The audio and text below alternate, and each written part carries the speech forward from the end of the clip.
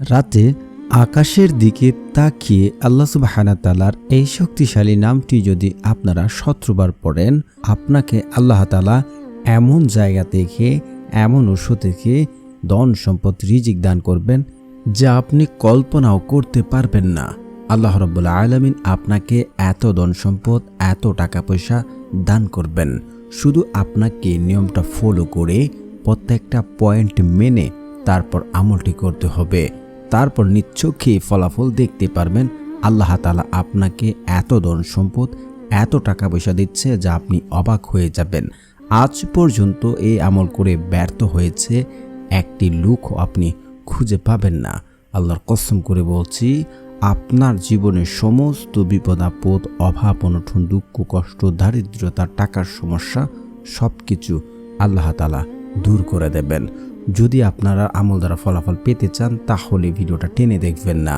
টেনে টেনে ভিডিও দেখলে পয়েন্ট মিস হলে আপনার দোয়া কাজে আসবে না। তাই বলছি, না টেনে সম্পূর্ণ ভিডিও দেখুন।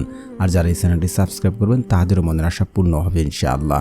আর যারা আমল করবেন সকলেই ভিডিওতে একটা লাইক দিবেন এবং সকলেই আমিন লিখুন, ইনশাআল্লাহ মনের আশা পূর্ণ হবে।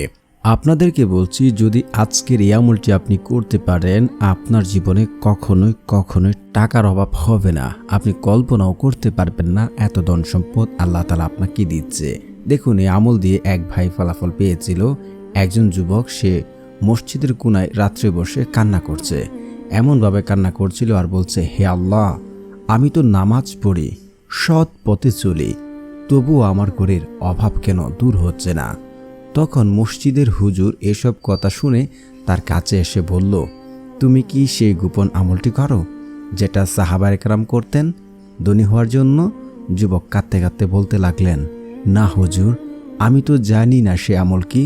রাসূল সাল্লাল্লাহু আলাইহি ওয়াসাল্লাম বলছেন, ওই দু বাক্য আল্লাহর কাছে সবচেয়ে প্রিয়। এটা বললে রিজিক বাড়ে, গুনাহ মাফ হয়, বিপদ কেটে যায়। সহিহ বুখারী। তারপর হুজুর ওই যুবকটাকে এই আমলটি করার জন্য বলতে লাগলেন, তুমি আমলটি করো, তোমার রিজিক এমন সকল জায়গা থেকে, এমন সকল উৎস থেকে আল্লাহ তাআলা দেবেন যেমনটা তুমি ভাবতেই পারবে না। সূরা তালাক আয়াত নাম্বার 2 থেকে 3। তখন ওই যুবকটি সেখান থেকে চলে যায় এবং রাত থেকে আমলটি শুরু করে। বেশ কিছুদিন পর দেখা যায় যুবকটি হুজুরের কাছে এসে বলে যে, হুজুর, আল্লাহর রহমতে আমার ব্যবসা দিচ্ছিলাম, সেটা এখন ভালো হচ্ছে, ভালো কেনাবেচা হচ্ছে, আমার প্রফিটও ভালো হচ্ছে। তো আজকে এই আমলটি বলবো যে কিভাবে ওই যুবকটা করেছিল এবং কোন কোন পয়েন্ট এবং কোন কোন পদ্ধতি এবং কি দোয়া করেছিল এবং আল্লাহ তাআলার কোন নামটি সে আমল করত। তারপর ওই যুবকটা আরো বেশি করে এই আমলটি করতে লাগলো। আল্লাহ তাআলা আমাদের ভালোবাসেন, তবে তিনি চান তুমি তার দরজায় কাঁদো, তার কাছে ফিরে আসো। তুমি তার সেই গোপন আমলটি করো যেটা করলে দরজা খুলে যায়, যেটা করলে আসমান থেকে রিজিক নামে, যেটা করলে গরিব বান্দা থেকে তিনি ধনী বানিয়ে দেন, গুণী বানিয়ে দেন। আমাদেরকে সেই আমলটি আল্লাহ তাআলার কাছে করতে হবে। আল্লাহ তাআলা পবিত্র কোরআনে আরো বলেন, তোমরা আমার কাছে দোয়া করো, আমি তোমাদের দোয়া কবুল করব। আল্লাহ তাআলা আরো বলেন, উদউনি আস্তাজিব লাকুম, তোমরা আমাকে ডাকো, আমি তোমাদের ডাকে সাড়া দেব।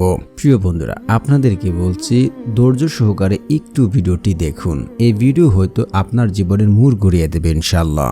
তো প্রিয় বন্ধুরা, আমরা যদি ধৈর্য সহকারে এবং প্রত্যেকটা নিয়ম মেনে, প্রত্যেকটা শর্ত মেনে যদি আমল করি, আমাদের দোয়া কবুল হবে।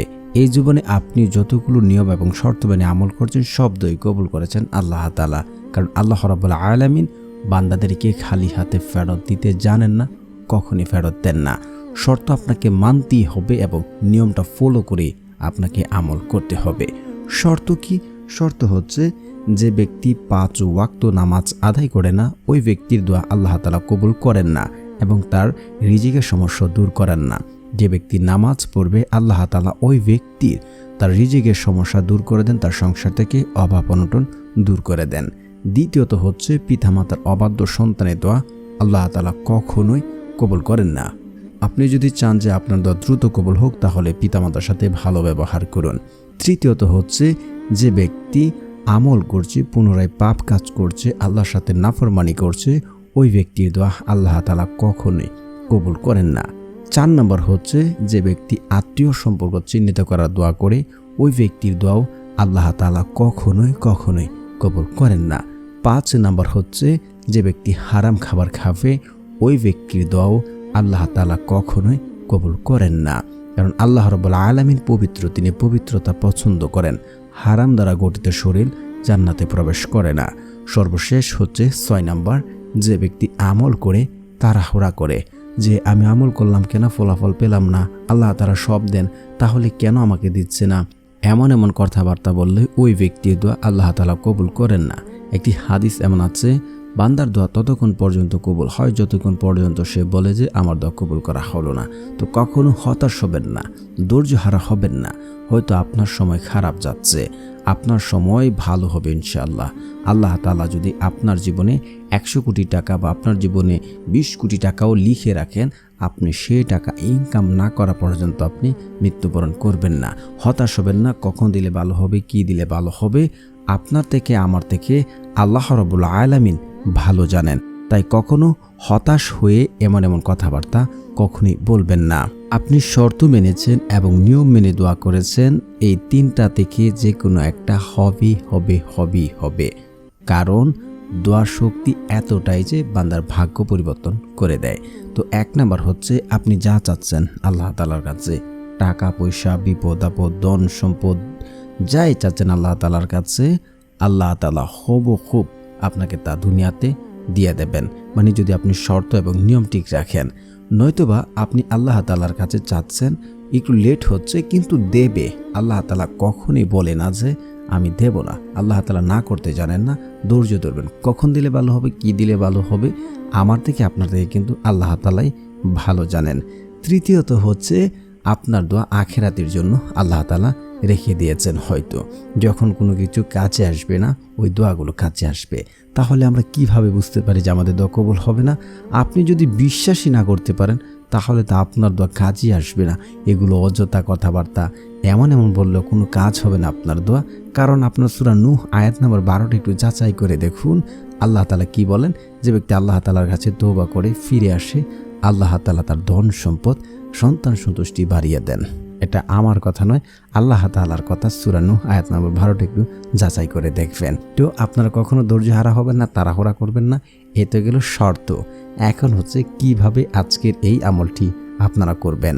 আমলটি করার জন্য রাত্রে আপনারা সর্বপ্রথম পরিষ্কার পরিচ্ছন্ন কাপড় পরিধান করবেন। সবচেয়ে ভালো যে কাপড়টা আছে ওটা আপনারা পরিধান করবেন। তারপরে আপনারা উত্তম রূপে আপনারা উজু করে আসবেন। উজু করে এসে আপনি গড়ে বা বাহিরে যে কোনো জায়গায় দাঁড়িয়ে বা বসে আপনার যেভাবে ভালো লাগে, আপনি আগে 100% শিওর হবেন যে আপনার মন যদি এমন বলে যে আমার দোয়া কবুল হবে, আল্লাহ তাআলা আমার দোয়া শুনছেন, আমি যা বলছি তা পাবো, আমি 100% গ্যারান্টি দিয়ে বলতে পারি, আল্লাহর কসম করে বলছি, যদি নিজে শিওরিটি হতে পারেন, বিশ্বাস করে আমলটি করতে পারেন যে আল্লাহ তাআলা আমার দোয়া কবুল করবেন, আমাকে ফলাফল দেবেন, আমি যা চাচ্ছি তা পাবো, 100% আপনার দোয়া কবুল হবে। কারণ হাদিসে আছে, বান্দা আল্লাহর প্রতি যেমন ধারণা রাখেন, আল্লাহ ঠিক তার সাথে তেমন আচরণ করে থাকেন। অবশ্যই আপনারা একই এবং বিশ্বাস রেখে কায়েম অনুবাক্যে অন্তরটাকে একদম সফট করে পূর্বে পাপের জন্য লজ্জিত হয়ে আপনারা অন্তরের অন্তঃস্থল থেকে দু চোখের পানি ফেলে দোয়া করুন। তারপর দেখুন আপনার ভাগ্য কিভাবে পরিবর্তন হয়। তারপরে হচ্ছে আপনারা আপনাদের দোয়া দ্রুত কবুল হওয়ার জন্য ইস্তেগফার পড়বেন। ইস্তেগফারের বহু ফজিলত রয়েছে। আবু দাউদের হাদিস 1558 নম্বর হাদিসটা আপনারা একটু যাচাই করে দেখে নেবেন। যে ব্যক্তি ইস্তেগফার পড়ে, আল্লাহ রাব্বুল আলামিন ওই ব্যক্তিকে এমন জায়গা থেকে, এমন সকল উৎস থেকে রিজিক দান করেন যা সে কল্পনা করেনি। ওই যুবক ভাইটা হুজুরের কাছ থেকে এই আমলটি জেনে নিয়ে গেছিল যে ইস্তেগফার যে ব্যক্তি পড়বে, আল্লাহ তাআলা তাকে তার সংসারের অভাব অনটন, দুঃখ কষ্ট, দারিদ্রতা দূর করে দেবেন। সুবহানাল্লাহ। অবশ্যই আপনারা ইস্তেগফার পড়বেন 100 বার। আস্তাগফিরুল্লাহ, আস্তাগফিরুল্লাহ, আস্তাগফিরুল্লাহ, আস্তাগফিরুল্লাহ, আস্তাগফিরুল্লাহ পড়বেন না, তাহলে উচ্চারণ হবে না, দোয়া কবুল হবে না। তারপরে হচ্ছে আপনারা পড়ে নেবেন দুরূদ শরীফ। রাসূল সাল্লাল্লাহু আলাইহি ওয়াসাল্লামের উপরে যদি আপনি দুরূদ না পড়েন তাহলে আপনার দোয়া কবুল হবে না, সেটা আসমানে গিয়ে ঝুলন্ত অবস্থায় থাকবে। তো রাসূল সাল্লাল্লাহু আলাইহি ওয়াসাল্লামের উপরে দুরূদ পড়ে নেবেন। তো যারা পারেন না পড়ে নিন এবং শুনলেও হয়ে যাবে ইনশাআল্লাহ। আল্লাহুম্মা সাল্লি আলা মুহাম্মাদিন ওয়া আলা আলি মুহাম্মাদ কামা সাল্লাইতা আলা ইব্রাহিম ওয়া আলা আলি ইব্রাহিম ইন্নাকা হামিদুম মাজিদ। আল্লাহুম্মা বারিক আলা মুহাম্মাদিন ওয়া আলা আলি মুহাম্মাদ কামা বারাকতা আলা ইব্রাহিম ওয়া আলা আলি ইব্রাহিম ইন্নাকা হামিদুম মাজিদ। তারপরে হচ্ছে আপনারা পড়ে নেবেন সূরা ফাতিহা একবার। বিসমিল্লাহির রহমানির রহিম, আলহামদুলিল্লাহি রাব্বিল আলামিন, আর রহমানির রহিম, মালিকি ইয়াউমিদ্দিন, ইয়্যাকা না'বুদু ওয়া ইয়্যাকা নাস্তাঈন, ইহদিনাস সিরাতাল মুস্তাকিম, সিরাতাল লাযীনা আন'আমতা আলাইহিম গায়রিল মাগদুবি আলাইহিম ওয়ালাদ-দাল্লিন, আমিন। তারপরে হচ্ছে আপনারা পড়ে নেবেন সূরা ইখলাস 10 বার। বিসমিল্লাহির রহমানির রহিম, কুল হুয়াল্লাহু আহাদ, আল্লাহুস সামাদ, লাম ইয়ালিদ ওয়া লাম ইউলাদ ওয়া লাম ইয়াকুল লাহু কুফুয়ান আহাদ। তারপরে হচ্ছে আপনারা পড়ে নেবেন আল্লাহ তাআলার এই শক্তিশালী নামটি 17 বার। তো প্রিয় বন্ধুরা, যারা এই চ্যানেলটি সাবস্ক্রাইব করবেন তাদের মনের আশা পূর্ণ হবে ইনশাআল্লাহ। আল্লাহ তাআলার সেই শক্তিশালী নামটি হচ্ছে ইয়া মুজিবু, ইয়া মুজিবু, ইয়া মুজিবু। যদি ইয়া মুজিবু পড়েন আপনার সমস্ত দোয়া কবুল করে নেবেন, এবং আপনি যদি লিখে সাথে রাখেন আপনি যাকে পছন্দ করেন, হালালভাবে বিয়ে করতে চান, ইনশাআল্লাহ আপনি বিয়ের প্রস্তাব দিলে আপনার বিয়ের প্রস্তাব গ্রহণ করবে। তো প্রিয় বন্ধুরা, এখানে এবং বিশ্বাসে আমলটি করুন, এবং যারা আমলটি করবেন অবশ্যই কমেন্টে আমিন আমিন লিখুন, এবং মনের আশাগুলো আপনাদের লিখে রাখুন। সকলে আমিন লিখুন, ইনশাআল্লাহ মনের আশা পূর্ণ হবে। আমিন আমিন।